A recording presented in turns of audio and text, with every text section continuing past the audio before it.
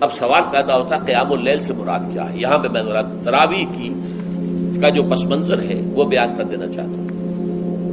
دیکھیے، جیسا کہ ہم نے خطبے میں بھی دیکھ لیا، اللہ نے قیام اللیل جو ہے اسے فرض نہیں ٹھہرایا، تطوع۔ قرآن مجید میں بھی اس کا کوئی ذکر نہیں، احادیث میں اس کی تشویق و ترغیب پوری موجود ہے۔ ایک اور حدیث بھی ہم بعد میں پڑھیں گے اس پر۔ اس کا پس منظر کیا تھا کہ اس کو چھوڑ دیا گیا۔ اب ظاہر بات ہے مسلمانوں میں کمزور بھی ہیں، مسلمانوں میں وہ مزدوری کرنے والے بھی ہیں، روزہ تو فرض ہے ان پر، چاہے مئی کا مہینہ ہے اور گندم کاٹنی ہے، روزہ تو پھر بھی رکھنا ہوگا، یہ سب کچھ ہے۔ لیکن یہ کہ رات کو پھر کھڑے رہنا ان کے لیے، جاگنا ممکن نہیں ہے، لہذا ان کے اوپر یہ چیز فرض نہیں۔ حضور نے تراویح کی نماز یا قیام اللیل نہ اسے فرض قرار دیا، نہ اس کے بعد جماعت کوئی اہتمام کیا مستقل۔ صرف 3 راتیں آپ نے جماعت کروائی ہے، اس میں 8 رکعتیں آپ نے پڑھی ہیں کہ جو آپ کا معمول تھا تہجد کا، وہ پڑھی، اور تہجد کے وقت ہی جماعت کرائی ہے۔ یہ ہے وہ حدیث۔ اس کے علاوہ کسی نماز تراویح جو ہے جو ہم پڑھتے ہیں 20 رکعتیں عشاء کے ساتھ متصل، اس کا کوئی ذکر نہ دور نبوی میں ہے نہ دور صدیق اکبر میں ہے۔ یہ دور حضرت عمر کی خلافت میں ہوا ہے، اور ہم نہیں کہہ سکتے کتنے سال کے بعد ہوا ہے۔ حضرت عمر رضی اللہ تعالیٰ عنہ کی خلافت کا دور جو ہے وہ تو 10 برس ہے، ہو سکتا ہے 5 برس کے بعد ہوا ہو، 6 برس کے بعد ہوا ہو، 12 ہوا ہے ان کے عہد۔ حضرت عمر ایک مرتبہ مسجد میں داخل ہوئے، مسجد نبوی میں، تو دیکھا کہ کچھ لوگ 8، 10، 12 جو ہے وہ ایک جو ہے حافظ کے پیچھے کھڑے ہوئے اور قرآن سن رہے ہیں، کچھ دوسرے کونے میں کھڑے ہیں، کچھ کہیں اور کھڑے ہیں، مختلف جماعتیں ہو رہی ہیں۔ تو انہوں نے سوچا کہ کیوں نہ ان سب کو ایک امام کے پیچھے جمع کر دیا جائے، اور اس کے لیے لوگوں کی سہولت کے لیے عشاء کے ساتھ متصل رکھ دیا جائے، اس لیے کہ تہجد کے وقت اٹھنا جو ہے وہ تو ہر کس و ناقص کا کام نہیں ہے، کہ عشاء کے بعد اگر تھوڑا سا اضافی وقت ہو صرف، تو یہ ہر شخص کر لے گا، مزدور بھی کر لے گا۔ لہذا آپ نے یہ نظام تجویز فرمایا کہ عشاء کے متصل بعد 20 رکعت نماز پڑھی جائے اور ایک امام کے پیچھے پڑھی جائے۔ یہ گویا کہ اجتہاد ہے حضرت عمر رضی اللہ تعالی عنہ، اس کو آپ نے خود بدعت بھی قرار دیا ہے، لیکن بدعت حسنہ۔ بدعت کس اعتبار سے؟ لغوی اعتبار سے، نئی بات، اس لیے کہ حضور کے زمانے میں نہیں تھی، تو یہ اس طریقے سے ایک نئی بات ہے۔ لیکن یہ بات کیونکہ بہت اچھی ہے، بہت عمدہ ہے، آپ جب یہ نظام چل پڑا تو ایک دن مسجد میں آئے، دیکھا کہ بڑی بھری مسجد ہے، صحابہ کھڑے ہیں اور ایک امام کے پیچھے قرآن سن رہے ہیں۔ آپ نے فرمایا نعم البدعۃ ھذہ، یہ جو ہم نے نئی بات شروع کی ہے یہ بہت اچھی ہے، بہت عمدہ ہے۔ اب یہاں سے فرق واقع ہو گیا ہے۔ ایک تو اہل تشیع جو ہے وہ تو ویسے ہی حضرت عمر سے بہت دشمنی رکھتے ہیں، عناد رکھتے ہیں، تو حضرت عمر کے اجتہادات سے انہیں نفرت ہے، انہیں دوری ہے، چاہے وہ کوئی سا بھی حضرت عمر کا اجتہاد ہو۔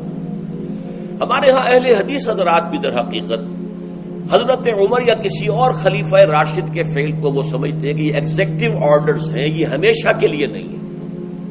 حضرت عمر نے اپنے دور میں ایک نظام قائم کیا، ان کے دور کے لیے ٹھیک تھا، یہ ہمیشہ کے لیے نہیں ہے۔ ہمیشہ کے لیے وہ 8 ہی رکعتوں کے قائل ہیں، وہ تہجد والے، لیکن اس میں بہرحال انہوں نے بھی خود یہ اضافہ کیا ہے کہ وہ 8 رکعتیں وہ عشاء کے ساتھ متصل پڑھتے ہیں، تہجد کے وقت تو نہیں پڑھتے۔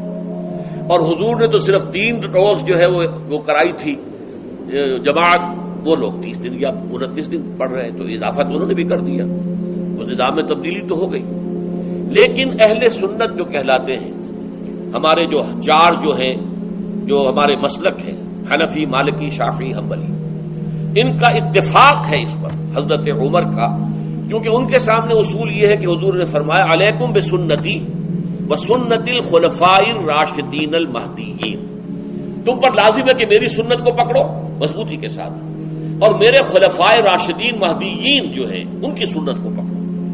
اس اصول سے یہ 4 فقہ جو ہیں حضرت عمر کے اجتہادات جو ہیں ان کو بھی پابندی سمجھتے ہیں کہ تمام عمر کے لیے، قیامت تک کے لیے امت مسلمہ پر ان کی پیروی لازم ہے، لہذا اس میں اجماع ہے۔ اور یہاں تک کہ یہ سب سے آخری جو اس میں مسلک پیدا ہوا ہے زمانی اعتبار سے، سب سے پہلے مسلک جو ہے حنفی پیدا ہوا ہے، پھر مالکی پیدا ہوا ہے، پھر شافعی پیدا ہوا ہے، اور پھر حنبلی آخری ہے۔ اور امام احمد ابن حنبل بہت بڑے محدث بھی ہیں. مسند احمد ابن حنبل جو ہے وہ بہت بڑی کتاب ہے، بہت اہم کتاب ہے، جامع کتاب ہے. تو ان کے ہاں بھی 20 رکعتیں ہیں. چنانچہ حرمین شریفین میں، سعودی عرب میں، مکے اور مدینہ منورہ میں جو نماز تراویح ہوتی ہے اس کی 20 رکعتیں ہیں. لیکن اہل حدیث حضرات جو ہے وہ اس 8 کے اوپر اکتفا کرتے ہیں. بہرحال یہ ایک اختلاف ہے جو میں نے اس کا پس منظر بیان کر دیا. لیکن اس 20 رکعت نماز سے ادا کرنے سے، جو کہ زیادہ سے زیادہ 50 منٹ یا 1 گھنٹہ لگتا ہے، اس سے وہ قیام اللیل کا حق ادا نہیں ہوتا. قیام اللیل کا تو کچھ اور ہی تقاضا ہے. قیام کسے کہتے ہیں؟ یہ سورہ مزمل سے واضح ہوتا ہے. یا ایھا المزمل قم اللیل الا قلیلا نصفہ او انقص منہ قلیلا او زد علیہ ورتل القرآن ترتیلا. آدھی رات یا آدھی رات سے کچھ کم، یعنی تہائی رات، یا آدھی رات سے کچھ زائد، 2 تہائی رات، یہ ہے قیام اللیل. چنانچہ سورہ مزمل ہی کی آخری آیت جو دوسرا رکوع مشتمل ہے جس پر، اس میں صاف کہہ دیا گیا ان ربک یعلم انک تقوم ادنی من ثلثی اللیل ونصفہ وثلثہ وطائفۃ من الذین معک. اے اللہ کے نبی، اللہ خوب واقف ہے کہ آپ بھی اور آپ کے ساتھ ایک جماعت بھی رات کو کھڑی رہتی ہے، 2 تہائی رات یا آدھی رات یا 1 تہائی رات. تو یہ سارا معاملہ جو ہے قیام اللیل کا، گویا کہ کم سے کم 1 تہائی رات پر اس کا اطلاق ہو سکے گا، یہ نہیں کہ 1 گھنٹے. اب اس کے ضمن میں دیکھیے حدیث پڑھیے. تیسری حدیث ہے ان عبداللہ ابن عمرو بن العاص رضی اللہ تعالی عنہ. یہ وہی عبداللہ ابن عمرو ہے جن کی میں نے آپ کو حدیث پہلے سنائی ہے. یہ ساری رات کھڑے رہتے تھے، پوری رات، اور ہر روز روزہ رکھتے تھے، جس پر حضور نے منع کیا، لا تفعل، مت کرو ایسا. رضی اللہ عنہما، یہ خود بھی صحابی ہیں اور ان کے والد عمرو بن العاص بھی صحابی ہیں. ان رسول اللہ صلی اللہ علیہ وسلم قال، کہ اللہ کے رسول صلی اللہ علیہ وسلم نے فرمایا الصیام والقرآن یشفعان للعبد. روزہ اور قرآن بندے کے حق میں شفاعت کریں گے. یقول الصیام، روزہ یہ عرض کرے گا اللہ کی جناب میں، اے رب پروردگار، انی منعتہ الطعام والشہوات بالنہار، میں نے تیرے اس بندے کو دن کے دوران کھانے پینے سے اور اپنی شہوت کا تقاضا پورا کرنے سے روکے رکھا، یہ میری وجہ سے روکا رہا، تو میری شفاعت اس کے حق میں قبول فرما. فشفعنی فیہ، میری شفاعت اس کے حق میں قبول فرما. ویقول القرآن، قرآن کیا کہے گا؟ منعتہ النوم باللیل، میں نے اسے رات کے وقت سونے سے، نیند سے روکے رکھا. فشفعنی فیہ، تو اس کے حق میں میری شفاعت قبول فرما. حضور فرماتے ہیں فیشفعان، ان دونوں کی شفاعت قبول کی جائے گی. یہ ہے قیام اللیل.